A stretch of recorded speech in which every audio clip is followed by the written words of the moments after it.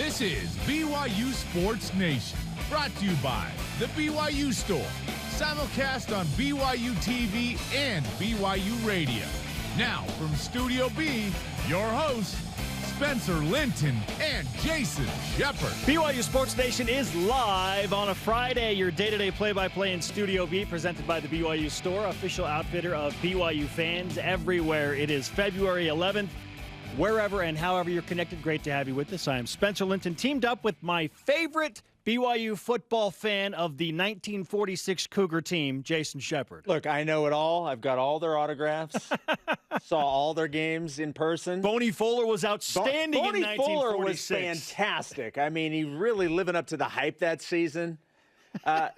So apparently there's video of the 1946 BYU game against Wyoming. This is awesome from Braden. This is hilarious. Yeah. How about this? He says, who wants to watch BYU football take on Wyoming from 1946? Well, you're in luck. I'm finding some gems in our archive. To which Fesi Sitake so aptly pointed out, Jason, I see you flying all over the field, Jack DeMooney.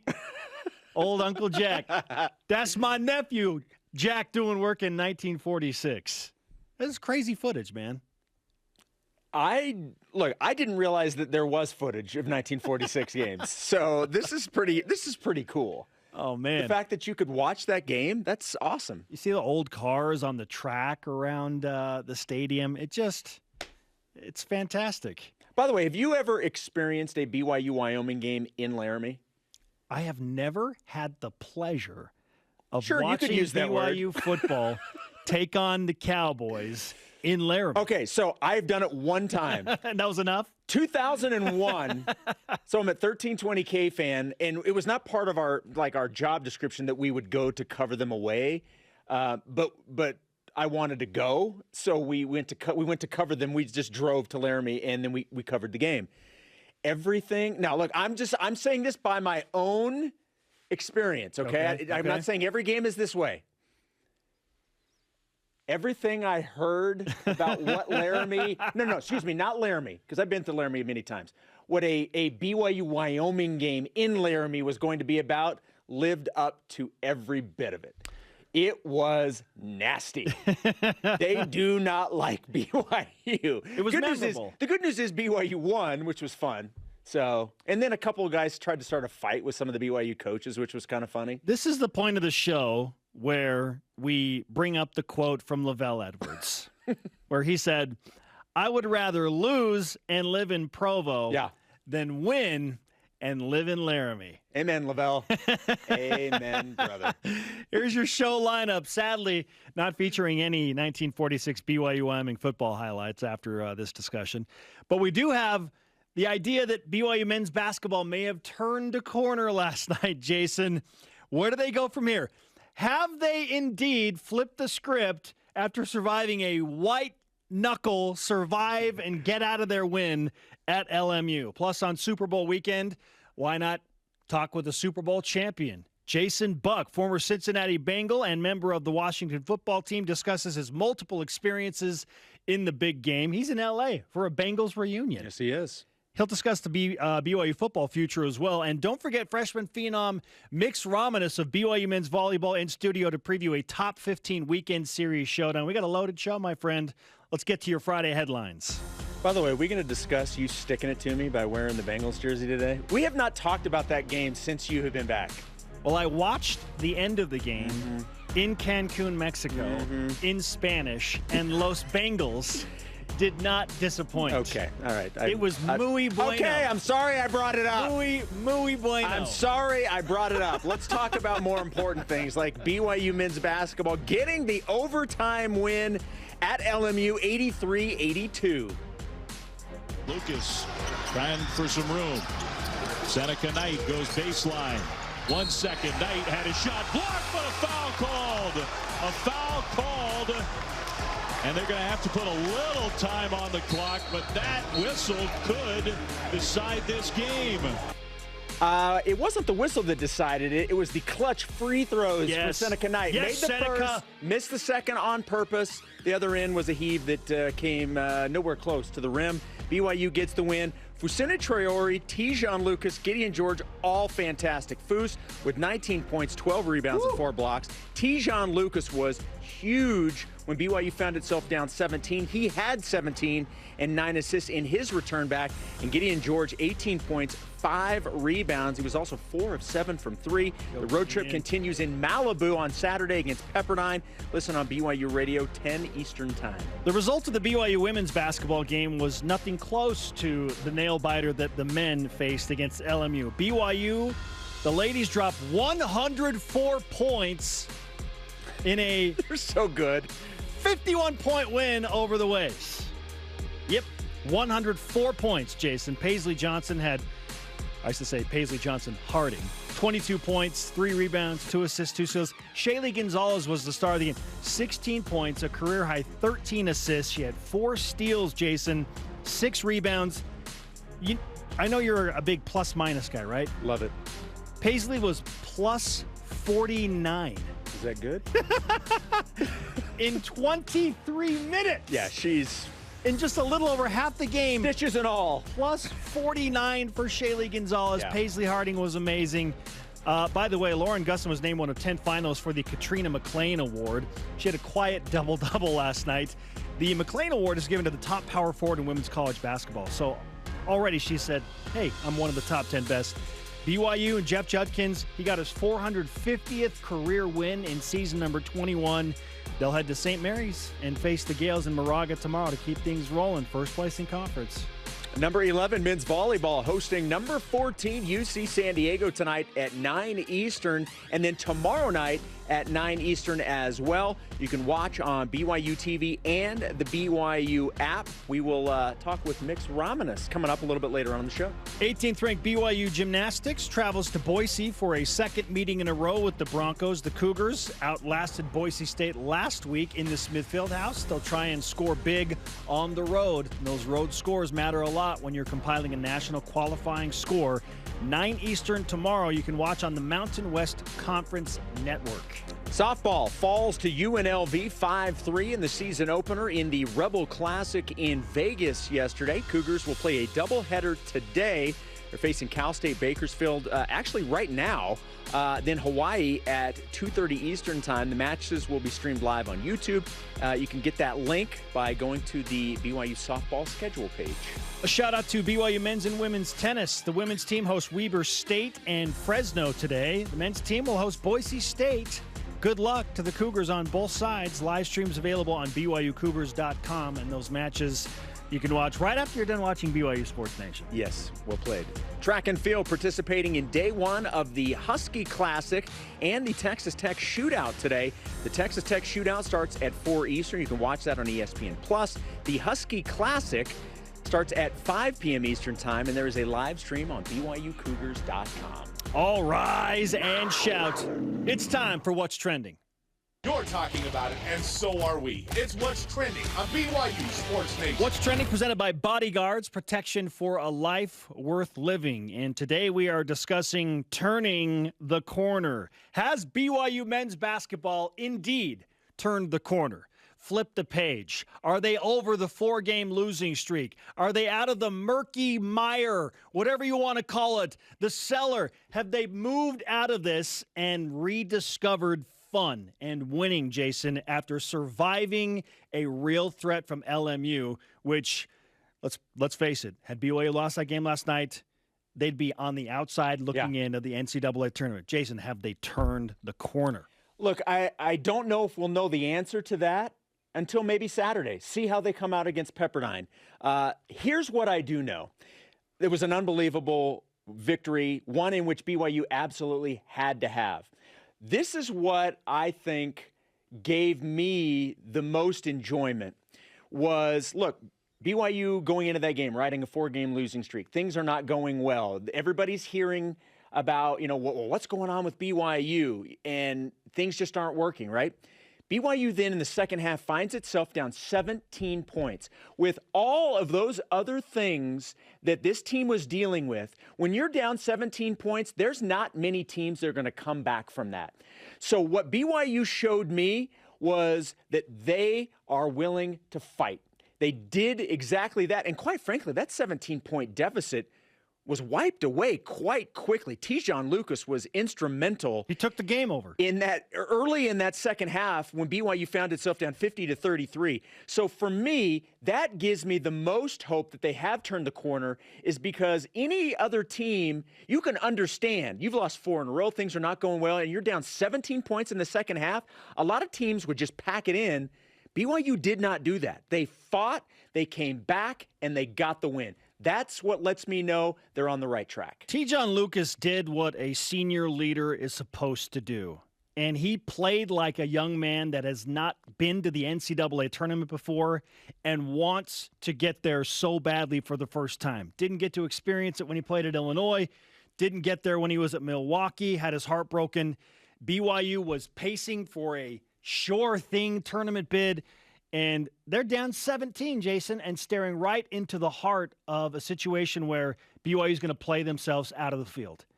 And he did what a senior leader should do. He took that game over, knocked down 3 big threes. Just like that, that 17-point lead was at 6. Timeout LMU. Things get weird for the Lions. Pressure shifts back to them. And then BYU, to their credit as a team, was able to eventually build a 5-point lead late in that game. So not just down 17, there was a 22-point swing at one point in that second half. But the thing that impressed me the most, that I enjoyed the most, that I feel like was most beneficial for BYU, was not just Tejon Lucas and his role stepping up, but Jason, BYU did this largely without Alex Barcelo. Yeah. Not only did they erase the 17-point deficit, which is huge, they did so largely without having to rely on Alex Barcelo. LMU was not letting Barcelo beat them yesterday. It was Tejon Lucas.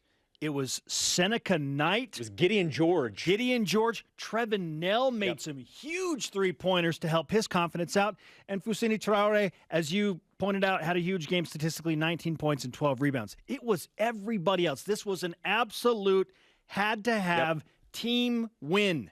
BYU didn't have to rely on Alex Barcelo, and I am happy that those guys built some confidence knowing we can win a game when we are facing significant adversity and they're taking away our best player. We can figure it out, and they did it. This is the kind of win, not because of the opponent that you beat, but because of the circumstances in which you overcame to win the game. This is one of those games that can propel a team. And we talk about, you look back, well, that was the turning point game. This could be that game. I hope it is. For BYU down the stretch. And so that's what makes it exciting. That's what makes it even more exciting to see how they come out on Saturday in Malibu against Pepperdine. Because this could be a springboard game for BYU at the right time. I don't know how you quantify momentum and how you even explain it to somebody, because it's not something that's tangible, but it absolutely is a factor in major sports. Pro leagues, collegiate leagues, certainly momentum is a thing that matters. And BYU winning that game and then hopefully taking that momentum with the right attitude and mentality into Pepperdine against a team that's not good, Jason. The Waves are not a good basketball team. They're not. BYU's had some weird games at Firestone Fieldhouse in Malibu.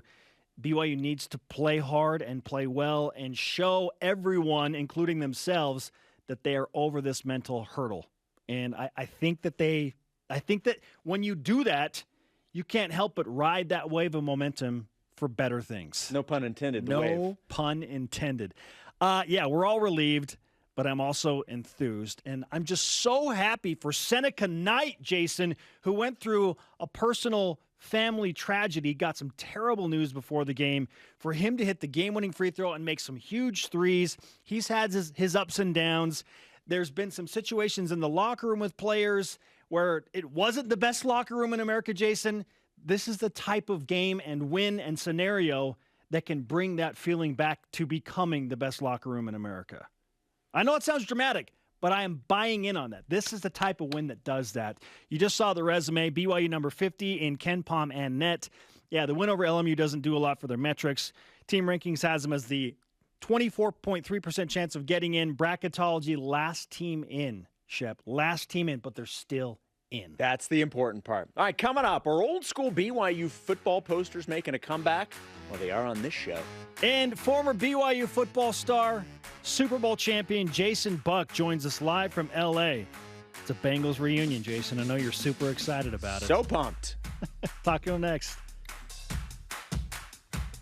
BYU Sports Nation is presented by Bodyguards. Protection for a life worth living. I know what it's like to be overlooked, to be doubted, to fly under the radar. I only had one offer coming out of high school, but I was ready for every moment, every opportunity, and every shot that I got. Now I'm playing professional basketball, aiming to be one of the best shooters on the planet. And I'm just getting started. Be ready for your moment with Rapid Reboot, the future of rapid recovery.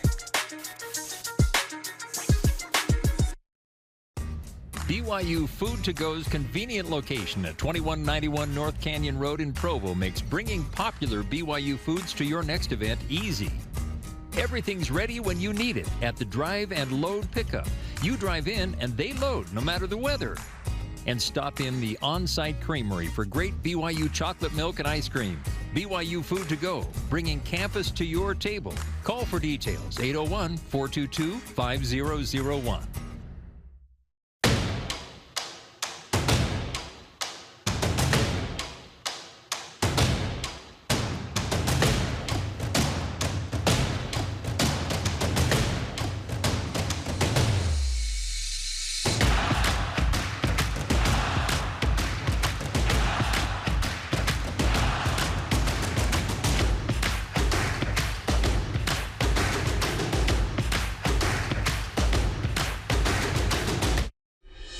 The race is on. Go! 4 teams powered by faith and driven to find family, with only their teammate, paper maps, and inspiration to guide them.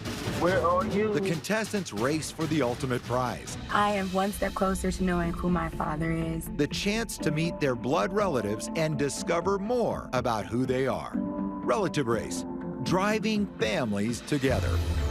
Watch Season 9 on BYU TV or on the free app. BYU Sports Nation is presented by the BYU Store, official outfitter of BYU fans everywhere. We are live in Studio B with your day-to-day BYU Sports play-by-play. It is a Super Bowl weekend. I'm Spencer Linton, teamed up with Jason Shepard, and the pictures of the man you just saw, Jason Buck, are fitting because he played for the Cincinnati Bengals the last time the Bengals were playing in the big game. Speaking of Mr. Buck, the Outland Trophy winner in 1986, he joins us over Zoom. Jason, welcome back to BYU Sports Nation. How you feeling as you approach Super Bowl weekend? Oh, it's so much fun. There's nothing like it. I don't know how else to explain it. You know, something you just dream about since you're a little boy, and then you finally make it yourself. And it's, in my family, it's just part of our home. It's almost like Christmas. Where you're in the LA area right now, and obviously just 2 days away from the Super Bowl. What's the atmosphere in the area as we inch closer to Rams and Bengals?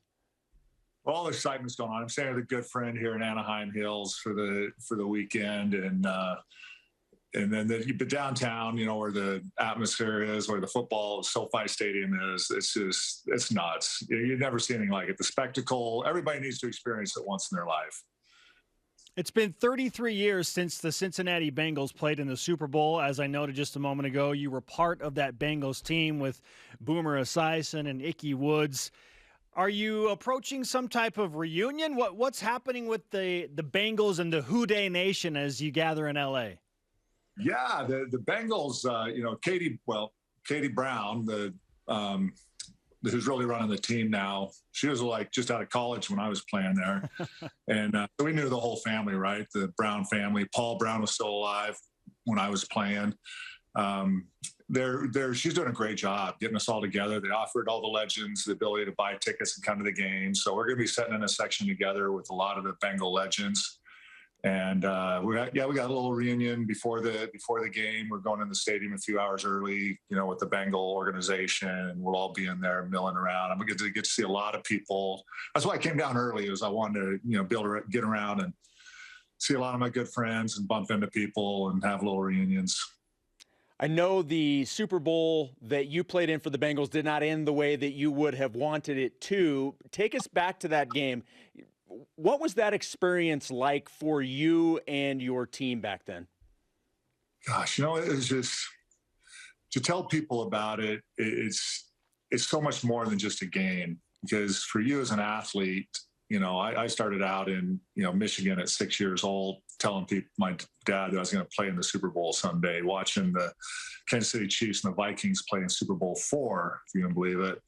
And I just always knew I was going to do it. But after that, a lifetime of hardship in my case, and the way I had to go through it, and, just small towns, 25 students in a graduating class, being hated because you're Mormon and spit on and laughed at because you dared to say you'd play pro football from a little cowboy town of 25 students in a graduating class. You just, all the things you go through, right? Your life, your family, the hardships, it's all coming together. It literally is. And you think about it all week, and you go to sleep at 10 at night, and you look over at the clock and it's 2 a.m, and you're still thinking about every play and everything in your life, and it just builds. It builds up to that moment. And when I finally, as far as the Bengals in my first Super Bowl, I'm standing in that tunnel with 2 feet away from the 49ers. And you're shoulder to shoulder, and you're staring each other down. You're getting ready to go out the biggest game of your life. But I'm standing with Jerry Rice and Roger Craig, and all these guys that I'm ready to kill. And Montana, whatever, and they call from Brigham Young University, number 99, Jason Buck. And you just run out of that field. It's so much more than football. Your tears are in your eyes. You're thinking of my brother that died, and family and sacrifice and everything you went through to get there. People never believe in it, and now you're there. And I think for every player, it's their own, right? It's their own life flashing through their eyes. And then you go out and play that game, and every play you just have something special in you left, right? To dig down deep and to play better and better each and every play until you just leave it all on the field. So yeah, that was such a heartbreak to lose, go down the last seconds against, the Niners and lose that game. It just broke my heart. My best friend and roommate on the team shattered his leg in the first series, Tim Crumry. And it's frustrated because some of the players were partying the night before the game. We had one player OD the night before the game. It was a big distraction. You're like, man, why can't you guys just take care of business that one last week of your football year? But they're demons they can't let go of, from the inner cities or whatever, the drugs. And it costs you in the game, because it's a game of inches, and it's a game that comes down to 1 or 2 plays. And in that case, it did. It came down to 1 or 2 plays and a couple of key ones. And where I would have 2 world championships instead of 1. Some incredible and eye-opening insight from Jason Buck, BYU legend, former NFL star, and a Super Bowl champion. Jason, just you alluded to getting back there with the Washington Redskins. You finally did get that Super Bowl championship. How was, other than winning the actual big game, the second time around different than the first time you played in that game? It's obviously different just with experience, because you know what to expect. The long, crazy halftime is just so weird as a player. Because you're in a rhythm as a player, right? You never mess with that rhythm. How early groups get into the stadium, and the whole ritual you do the night before the game, the day of the game, how you eat, who you let tape you, how you dress. I mean, you have your system, who you let pull your shoulder pads on, in the locker room. You're in that trance, right? Getting ready for the game. And excuse me. So you just sorry, I lost my throat there. You're in that trance getting ready for the game. And I lost my thought. It's all good. Listen, when you compete in multiple Super Bowls, And you're looking back on both of those. Sometimes the memories, they kind of overlap. So we totally get that. Well, and Jason, this is what I wanted to ask you, because let's focus on this year's game. We hear so much about the fact that, teams that get to this point early on, a lot of times they have to go through the difficult stuff first before they can reach that ultimate goal. Joe Burrow is a guy that's kind of along the way, this entire team, they've won all their playoff games on the road. They were underdogs in all of the games. So, how do you do this if you're Joe Burrow and the Bengals? How do you buck that trend, no pun intended, and be that team that gets there for the first time and then takes advantage of it the first time? Gosh, you know what? They have a very special momentum, right? And there's something really cool about that. That's similar. It's so similar to our Super Bowl year, Super Bowl 23. We had 4 wins the year before during the strike year. We were bitter, angry, fight between the coaches, owners, players. It was just a mess. And we came back that next year and just loved each other like brothers in the locker room, basically looked at each other and went, this is our team. We're going to do this. And it was really the decision made by the players, in my opinion, because nothing else changed. And we went all the way.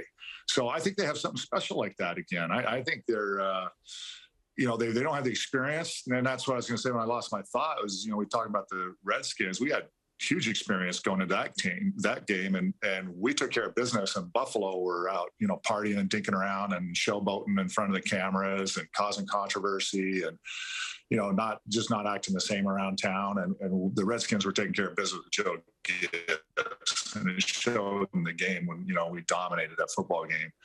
And so here you are now in the newness of it, but they've got that, I think they got that underdog edge you're talking about. They went into Kansas City and won. And when, that was a tough bill, right, to go in and win at the Kansas City. And so they got something special going. And I think that's great momentum for them. If they take care of business and prepare well this week, which the Rams have the advantage because it's basically a home game for them. And I talked to one of the coaches at the Rams, and, everybody's staying home and doing their same game routine. And that's really an advantage. The Bengals have got to come in, stay focused, not get too caught up in the hoopla, keep it under control, enjoy it. And you can enjoy it, but stay focused on the game and the world championship. And if they can stay focused, I think they've got something special with Burrows. And he's one of those guys, it's that intangible you can't measure, but with completions and interceptions and whatever, he's just a guy that's finding a way to win. And that's special, and the Bengals are finding a way to win. So I think they really do have a great shot at this to end the Cincinnati drought, those 2 heartbreaking Super Bowl losses, both of them heartbreaking, right down the last seconds, both of them there. And the only thing better could have been maybe them facing the Niners again and beating them. He played in 2 Super Bowls, won one of them with Washington in 1991. Jason Buck, BYU football legend, is with us on BYU Sports Nation. While we're talking about momentum, and I just referenced your ties to BYU football, hey, the Cougars under Kalani Sitake have something special going right now with some momentum. Back-to-back 10-plus win seasons. They are a projected top 25 team to open up 2022. Jason, what do you think of the current state of BYU football, having lived and played in a golden era when you were starring in 1985 with the likes of Robbie Bosco and company? Yeah. And our defense had put like 7-8 players into the NFL that played on active rosters in the NFL, which is an unbelievable number. I'm really happy with where they're at. One of the big measurements, or probably the biggest measurement that I personally look for on a college team, is really not what they're recruiting. Everybody gets way into the 4-star, 5-star chart now. And, are you recruiting against Alabama well out of the high school? And of course you want those 4- and 5-star athletes, but BYU just cannot do that. Because you got to go character first, athlete second at BYU. You got to recruit and project players differently. You got to be able to get the kid out of Eastern Idaho like me that'll turn into the Outland Trophy winner. You've got to recruit like that. So what you see when you look at a great team, in my opinion, is what they're kicking out the end of the pipe. Meaning, how many players are they putting into the NFL? And that'll tell you how they're developing players, not just how they're recruiting, right? So when I say that, one team might be able to, get more 3-star, long-term athletes, but end up with better team in the end because they're putting more. It really shows by how many they're putting into the draft and in the NFL, honestly, in my opinion. And so we were, a terrible measurement of the past was we went 15 straight years without an offensive lineman drafted in the NFL. And BYU will never be successful if they can't. BYU can recruit O-line, D-line, front 7 guys as good as anybody in the nation, right? And that's there should always be their bread and butter. And so if they're in a situation where they're not putting offensive linemen in the NFL, I don't care who's coaching, you're not doing a good job. And now you see all of a sudden BYU has a first-round offensive lineman again, and they're winning games, and they're doing great, and they're running the ball, and they're physically pounding some people. And, I just think they're back on the right track. Impey, when he was there, got that offensive line recruited in, started looking like the old offensive lines of BYU. Yeah. And now it's paying off. And now they just got to get where they can recruit defensive lines like Tom Ramage did, and start putting a lot of defensive linemen in the NFL like we always did. And they're going to be fine. I'm so excited they're in the conference. Oh, I just did not like independence. I did not. And I'm so excited they're in a conference, in a Power 5 conference. They're going to be able to, they won't lose as many 4 or 5-star guys out of Utah and the recruits they should get to like Oregon and USC. And they're going to compete way better with the big guys, which will help them, but they still need to project right, character first, athlete second, get the big front 7 guys going in the NFL. And they're going to be a great team. I'm really excited about where they're at. And this conference play is just going to be fantastic for the school all the way around. Well, and let's stay there for one more question, because as you mentioned, you've mentioned a lot how you felt BYU could not sustain independence. They had to get into a conference. What do you think of the fit in the Big 12? Oh, I love it. I love it. I'm actually, wrapping my arms around. I'm better with that than the Pac-12, because I just think the character of BYU and it fits better at the Midwest. California's closer, and that's most of the Pac-12 schools and whatnot. But hey, face it, that's very liberal central. and I just think the personality of BYU at the Midwest and those teams, there's no football like that. I'm telling you, as I've traveled the country in the NFL and college, the best football is out there in that Midwest and East and South, and people just live and die for their football out there. And California's a different atmosphere when you go and play there, right? Versus playing in the, black and blue Midwest and going to those cold games out there. I personally love the idea that they're there, and I think it's a great match. And this will just revenues, everything else, of course, just fall into place. And the other sports at BYU are now get to play in that. So I think the entire university sports program benefits from this. And in the budget, they're going to be moved to a whole new level of play. And I just couldn't be happier with it. He is the pride of St. Anthony, Idaho. Jason Buck, BYU legend, Super Bowl champion. Thanks so much for spending some time with us as we preview a Super Bowl weekend that we're very excited about. And I say this to you, my friend, who dey? Who dey? Who dey think they're going to beat those Bengals? Nobody. Let's go. Thanks, Jason. Get us back there, man. Go Bengals. You got it. Jason Buck with us on BYU Sports Nation. Good stuff. Look, I have not held back. I think he's the greatest defensive player BYU has ever had. He is amazing. The fact that BYU had 2 Outland Trophy winners, one on the offensive line and Jason Buck on the defensive line, within like a 5-year span is incredible. That's incredible. Yeah, he's phenomenal. All right, coming up, freshman phenom Mix Ramanis will join us in Studio B. Plus, did you see what Shaylee Gonzalez pulled off last night with BYU women's basketball? The whip's coming up. Lots of hoops. This is BYU Sports Nation. Tim Daly Ford in Spanish Fork offers a large inventory of Ford vehicles, including a selection of cars and trucks, providing a range of transportation choices. From the Ford Fusion sedan and the Edge crossover SUV to a range of pickups including the F-150. Each product line comes with options to enhance performance, comfort, and safety. Think Ford, think Tim Daly Ford in Spanish Fork. When BYU made such a difference in our lives, I think really helped mold us as to who we are. And so when we had that opportunity and came back to Boise and found out there was an active chapter, we thought, okay, that's something that I can really get behind and get involved in. We want to promote the BYU experience all over the region. We want people who leave BYU to still stay connected.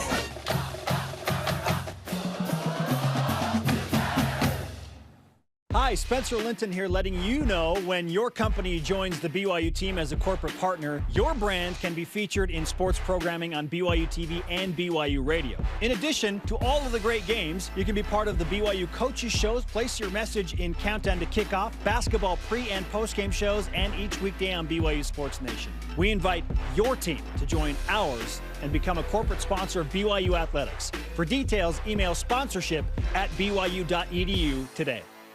I watch BYU TV because it has good programming for all family members, aligns to my values. BYU TV really does help me with my parenting. It helps me show my kids good examples of the way that we should live. No matter what you watch or listen, you always leave feeling better. All of us together. BYU Sports Nation is brought to you by Maersk, enabling global trade for a growing world. Welcome back to the show. He is Jason Shepard. I am Spencer Linton. This is BYU Sports Nation. To interact with the show, you can follow us on all of the major social media platforms. They include Facebook, Twitter, Instagram, YouTube, and TikTok. That should keep you busy, right? Absolutely. I mean, you know, you can throw in something else. What's the one that Bill Belichick wanted? I don't even know. Like face smack or whatever. What? I don't remember what he combined. Face smack. We're starting Jason Shepard's new social media platform, Face Smack. Bring it. Let's whip it. Trademark pending. Cougar whiparound presented by Maersk, your integrated container logistics company enabling global trade for a growing world. Okay, Super Bowl, Bengals, Rams. Who you got wearing the Bengals jersey? In a shocking turn of events, Jason, I'm going to pick the Bengals. Shocker. The Cincinnati Bengals. Who they? As Jason Buck said, who they gonna beat them Bengals? Nobody. Okay, obviously I have no connection to either. Quite frankly, I don't want either team to win. I honestly, and I'm not just saying this because you're here, I honestly think the Rams are going to win the game. I think the Rams are going to win the game, too. They're supposed to win the game. Yeah, so I think the Rams, who I want to win, I will find out as I watch the game. But guess what? The Titans were supposed to win the game against the Bengals, and the Chiefs were supposed to win the game against the Bengals. Should have won. Up 18. Joe Burrow. Woo! Icy Joe. Love it. Is that his nickname? Icy Joe? Well, Joe Burrow. Okay. Right? All right. Shaylee Gonzalez had a career performance last night, Jason, including one of the best highlights she's ever displayed. And that's saying something because she's got some great highlights. She did so with BYU and NBA star Danny Ainge courtside. He's always scouting pro talent. Jason, right now, if you were a professional scout for the WNBA or NBA, who would be your top target at BYU? Oh, my goodness. That is such a great question. Look, you cannot go wrong with Shaylee Gonzalez. I'm telling you, Lauren Gustin is somebody else. To me, she's an All-American candidate. She is an All-American candidate, and she gives you the double-double every single night. Either one of those, you cannot go wrong. Let's throw in Paisley Johnson-Harding in that mix, Jason. That's why BYU's winning games 104-53. Right? Because they have that kind of talent. So there was a moment when BYU men's basketball honored the 1981 team that, of course, Danny Ainge was a part of. And I was standing next to Danny, and we watched Foose make this just epic, strong move in the post and score with ease. Big hands, he made it look really easy. And I looked at Danny, and he kind of gave me the whew, and I was like, yeah. So if it's the men's side, for me, the top target is Fousseyni Traore. But on the women's side, yeah, take your pick, Jason. I'm with you. Shaylee, Paisley, Lauren. Sarah Hampson, 6'7", bro. Yep. Think she could find a spot in the WNBA if she can continue to play this consistently well? Yeah. All right, the Tonga Tough poster is officially out. Houston Heimuli reenacting the poster that his dad Lake made in the mid-'80s. How awesome is that? The Turbo Tongan poster, and now we've got Tongan Tough from Houston Heimuli. That's so awesome. Got the Rockwell monster truck. This is well done by so many people involved. Hema Heimuli, our elite producer, and of course his little brother Houston, coming together. I love this so much. That's we very need to bring cool. this back. We need to make this a more common occurrence. The posters in the game day issues of Cougar Illustrated were like the thing I look forward to most about getting that magazine when I go to a game. Oh, yeah. I had a ton of Ty Detmer ones. When we had Ty Detmer posters. Yes. Had him dressed up like Indiana Jones and stuff. Oh, that is my favorite. I think it's my favorite BYU poster of all time. Yeah, it's awesome. The Indiana Jones. Yep. The Last Crusade before 1991. All right, coming up, a rise and shout out to our buddy. But first, Mix Ramanis of BYU Men's Volleyball joins us to preview a top 15 weekend showdown series. This is BYU Sports Nation.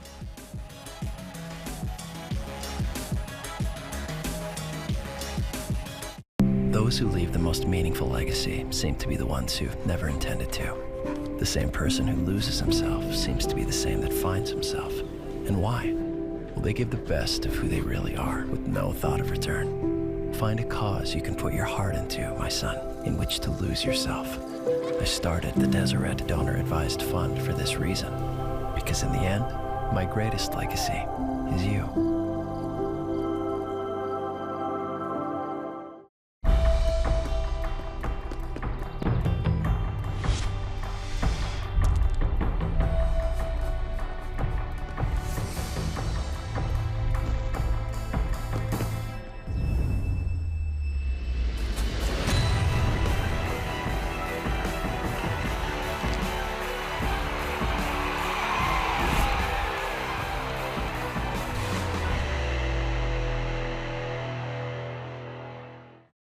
They prefer to be bringing the heat, getting set for success, demonstrating their drive. But when their blood and sweat turns to tears or anything else, we lay the groundwork for BYU's athletes to hit the ground running again, and you as well. Intermountain Healthcare, official medical provider for BYU Athletics. Shall we play a game? Let's play global thermonuclear war. Over there, we have Soviet. If Joshua tricks them into launching an attack, it'll be your fault. Extinction is part of the natural order. If we're extinguished, there's nothing natural about that. It's just stupid. I wish I didn't know about any of this. And tomorrow it would just be over.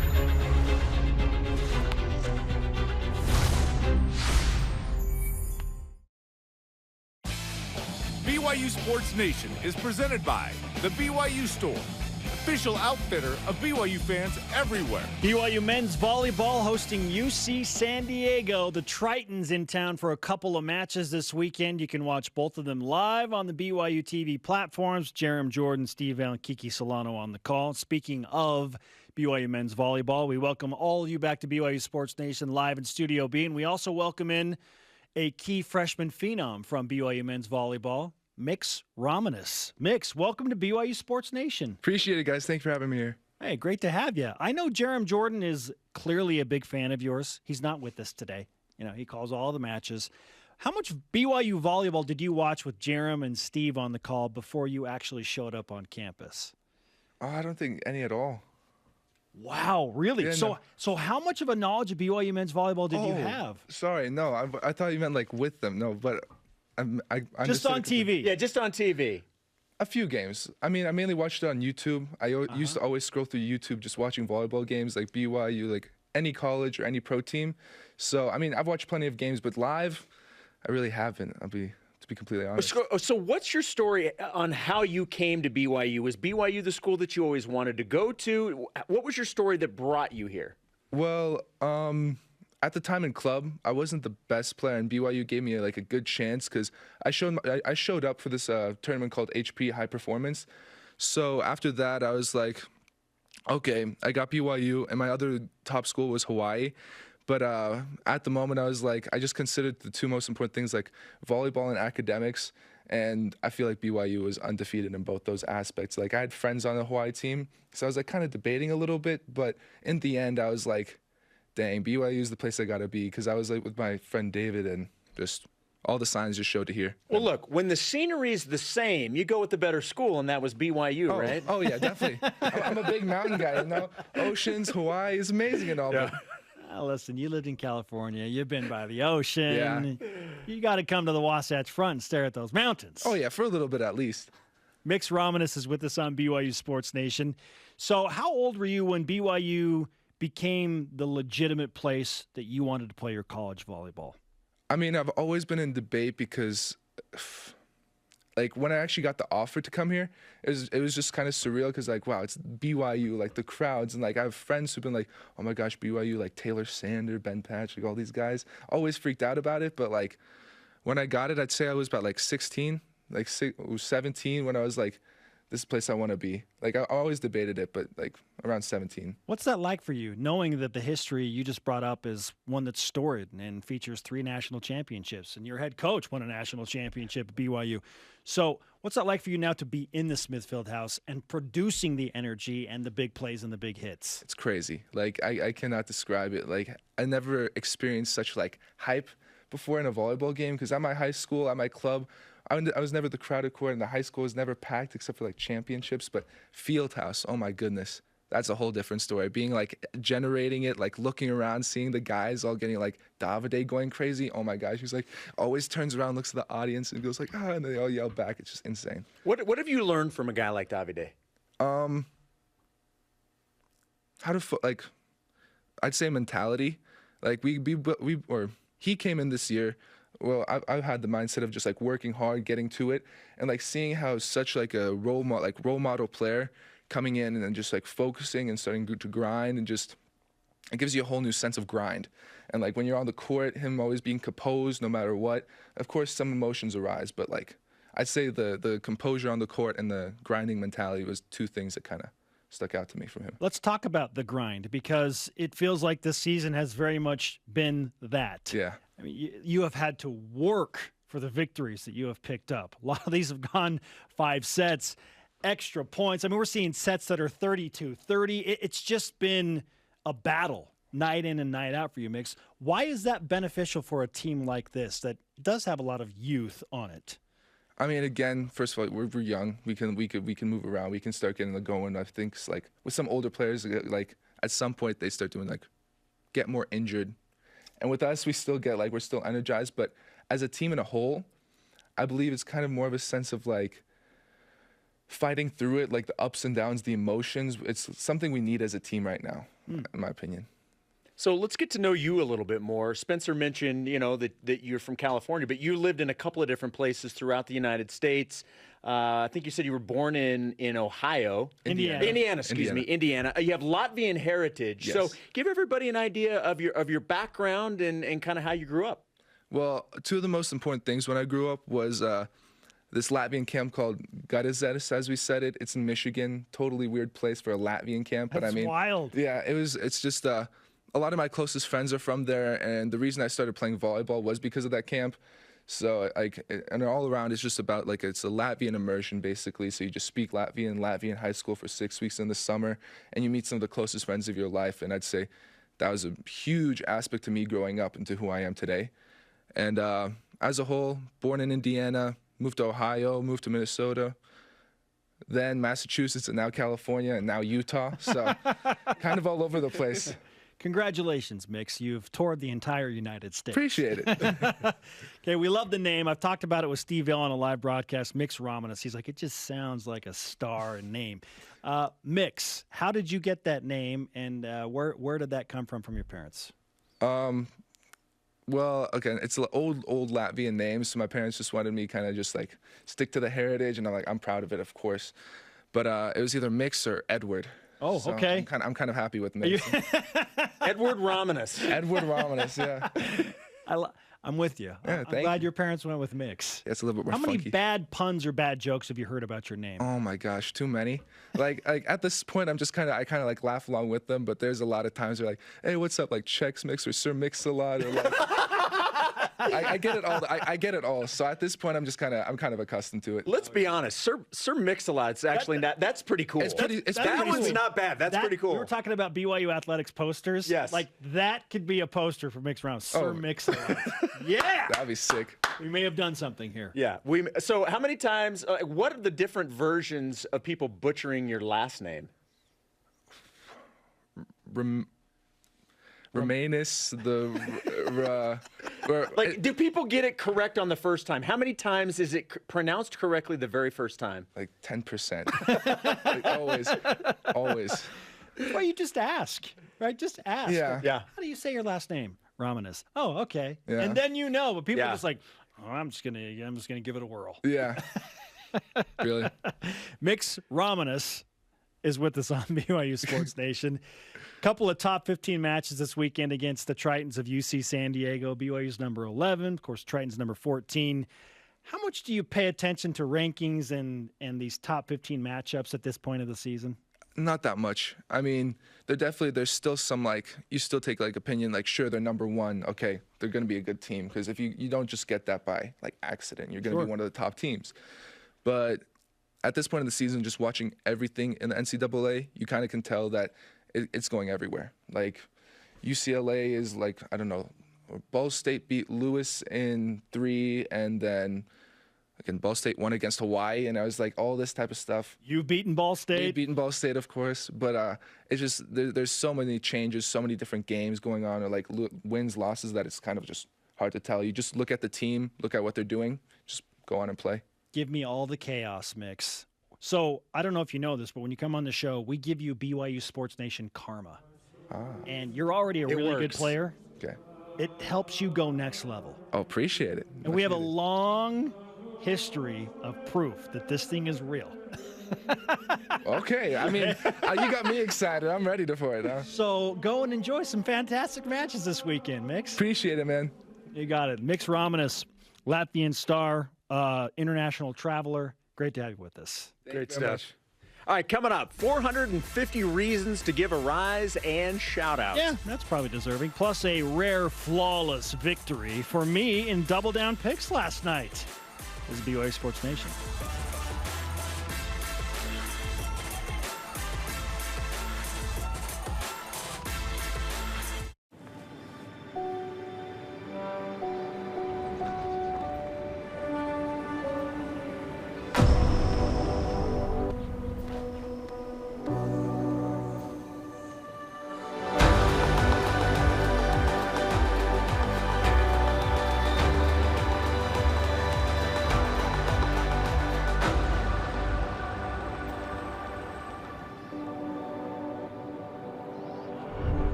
On the basic level, we offer transportation.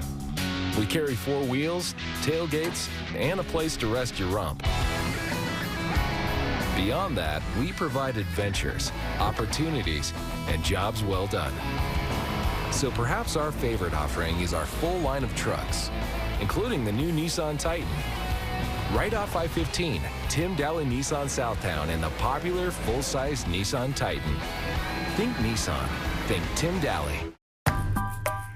Familiar with the BYU TV app? Yes. I beg your pardon? Sure, it's got great original TV shows. But it also gives you access to family films for free. Wow, awesome!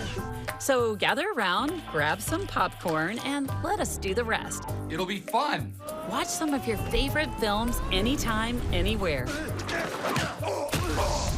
With the free BYU TV app. I like it. The race is on. Go! 4 teams powered by faith and driven to find family, with only their teammate, paper maps, and inspiration to guide them. Where are you? The contestants race for the ultimate prize. I am one step closer to knowing who my father is. The chance to meet their blood relatives and discover more about who they are. Relative Race, driving families together. Watch Season 9 on BYU TV or on the free app. This portion of BYU Sports Nation is presented by Mountain America, the official credit union of BYU Athletics. BYU Sports Nation always available on demand via the BYU TV and BYU radio apps. Download the podcast. Just Google BYU Sports Nation podcast. While you're there, subscribe, rate, and review. Let's recap and present our double down picks for last night's BYU win at LMU and get you set for the game at Pepperdine. Here's how it works. We give 2 picks. If you get both right, you get 3 points because you get a bonus point. Each one is worth 1 individually. Okay, current scores. Jerem had a 33-18 lead going into last night. We invite the others to pick as well. Is that what Jason. we're called now? We're not even putting the names. No. We're just the others now. Tyler's picks. BYU will hold LMU under 55 points. Well, that didn't happen. They scored 82 and lost. He said Atiki and Foose will combine for 20 points and 15 rebounds. Foose almost got it for him all by his lonesome. Yes, he did. But he still fell short, so no points for Tyler. All right, for Jerem, he said BYU covers Vegas and Ken Palm. They did not. Nope. They did not. It was 8. And then his second one, the Cougs make 8 plus threes. They did that. They did. They made a bunch. They made more than that in the second half alone. Yeah, and look, it's what when that started to happen, the offense came alive and everything else just sort of fell into place. All right, my picks. BYU will shoot 45% or better as a team in the first half. They've been a bad first half team. They did it. They shot 53% in the first half, still trailed by 12 at the break. And I said Foose will score in double figures after 3 straight games of not being there. He did. He had 19 points last night. He was awesome. So I picked take up a couple points. 3 points, Yeah. Jason. 2 for 2. It's 34-21. Comeback train's rolling, baby. Okay, now for your picks. All right, picks for the Pepperdine game. BYU will give up 5 or fewer 3-point field goals made. Pepperdine right now averaging 7. I say 5 or fewer. Ooh, I like that defensive push. Mm-hmm. Okay. And then Foose, speaking of the double-doubles, Foose will have a double-double of at least 12 and 12. Wow, you've outdone one of my picks. Well done, my friend. Okay. Jerem says Alex Barcelo will not be the leading scorer for BYU. I think it's a safe pick and a good one from him because teams are taking away Alex. Maybe Alex is mad about that and goes crazy. He said BYU will also have 5+ blocks. Okay, those are Jerem's picks. My picks, like I said, you outdid me. I said Foose is going to score 12+ points. He's going to keep things rolling. He's been averaging just over 8 a game, Jason. He goes for 12+ points. I hope you're right, too, and you get the 12 rebounds. The 12 and 12. BYU's defense will hold Pepperdine to 41% or worse shooting in Saturday's game. This is notable because last night LMU seemingly could not miss. It was crazy. Yeah, they shot 70%. 70%. The first half. Yeah, it was insane. 41% or worse for the game. BYU's defense shows up tomorrow. More impressive, that shooting performance or Leo Pepe's mullet? The mullet, hands down. That is magnificent, that mullet. Our question of the day, how confident are you in BYU men's basketball making the NCAA tournament? Our elite voice, presented by Sundance Mountain Resort, at JasonBoy301 on Twitter says, I'm still very worried. Definitely need to win out for me to feel comfortable about BYU going into the conference tournament and March Madness, a.k.a. the most wonderful time of the year. I think that trepidation is understandable, where most of us are. Just keep winning. Just keep winning. Just keep the winning going. Okay, how about some rise and shout-outs presented by Mountain America, the official credit union of BYU Athletics? How about Jeff Judkins, career win number 450 for Juddy, our buddy Juddy. Yep. Congratulations. Shooter McJudkins. Still think that should be his Twitter handle. I want to give one to Seneca Knight as well. Game-winning free throw. It's a big shot slate. Well done, Seneca. Our thanks to today's guests, Jason Buck and Mix. Don't call me Ramanis. Ramanis. The conversation continues 24/7 on Twitter, Instagram, and Facebook. Always use hashtag BYUSN. For Jason, I am Spencer. Shout out to Peter Tuipulotu. See you tonight for BYU men's volleyball. Go Cougs. Winning is fun.